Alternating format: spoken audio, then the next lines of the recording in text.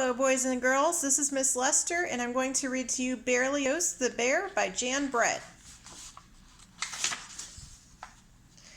Zum, zum, buzz, zum, zum, buzz. Berlioz had been practicing for weeks, and now, just when the orchestra was going to play in the village square for a gala ball, a strange buzz was coming from his double bass. "Why now?" Berlioz said to himself.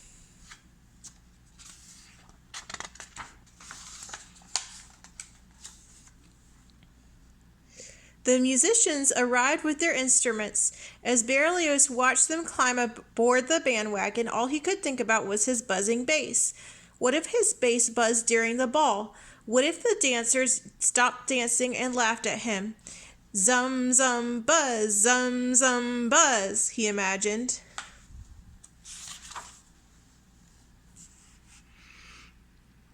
Berlioz picked up the reins and clucked to the mule. Off they went down the road. He was so worried that he didn't see a hole in the road ahead. Suddenly the wagon lurched to a stop. The front wheel was stuck in the hole. The mule took one look back, sat down, and yawned.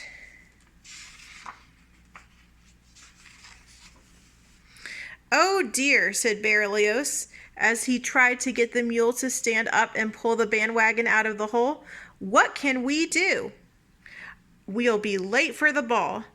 "I'll help you," said a rooster who was passing by on his way to the ball. "I'll just tug on the rope and pull you out," he bragged. The rooster pulled and pulled, but the mule stayed put.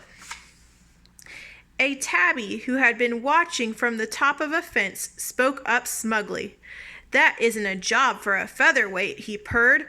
"I'll do it for you." And he took hold of the rope and pulled, but the mule wouldn't move. "Oh my," said Berlioz. "At this rate we'll never get to the ball on time. Everyone put on your concert tailcoats, so we'll be ready to start as soon as we get there."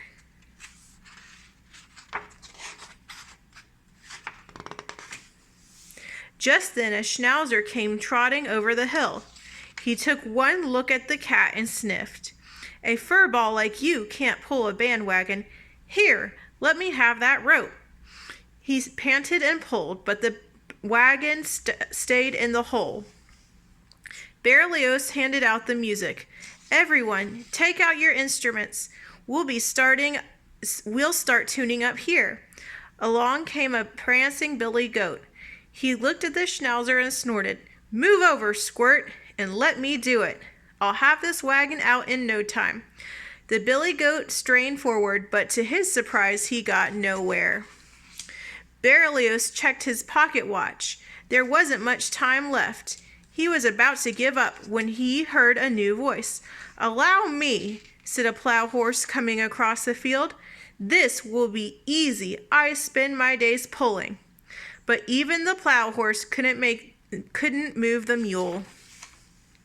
Berlioz tugged at his ears. It was almost time for the ball to begin. He looked around and saw a large ox lumbering toward them. "Everyone, tune up. Here comes someone who can pull us out." "You're saved," roared the ox. "This poor plow horse means well, but only I am strong enough to pull a bandwagon full of musicians." He twisted the rope around his horns and gave a mighty tug. The animals held their breaths, but the mule wouldn't budge. The clock on the tower started to chime 8 o'clock. "Oh no," Berlioz shouted. In desperation, he pulled his bow across the strings, and to his dismay he heard zum, zum, buzz, buzz. All the musicians turned to look at the buzzing double bass. Out of the bass shot a very angry bee. It had been disturbed once too often. The first thing it saw as it flew out of the bass was the headquarters of the mule. Buzz! With one giant sting, the bee made the mule jump to his feet and pull the bandwagon of musicians out of the hole down the road and into the village square before the bells had stopped chiming. The audience roared. "What an entrance!" they cried, and the orchestra, already dressed in tune, began to play. Zum, zum, zum, zum, zum, zum. It was hard to say who had more fun at the ball, the musicians or the dancers. Berlioz had never played better. "Encore, Berlioz, encore!" Berlioz came forward. "Thank you all, and this evening I would like to dedicate our encore to the buzzing bee." The end.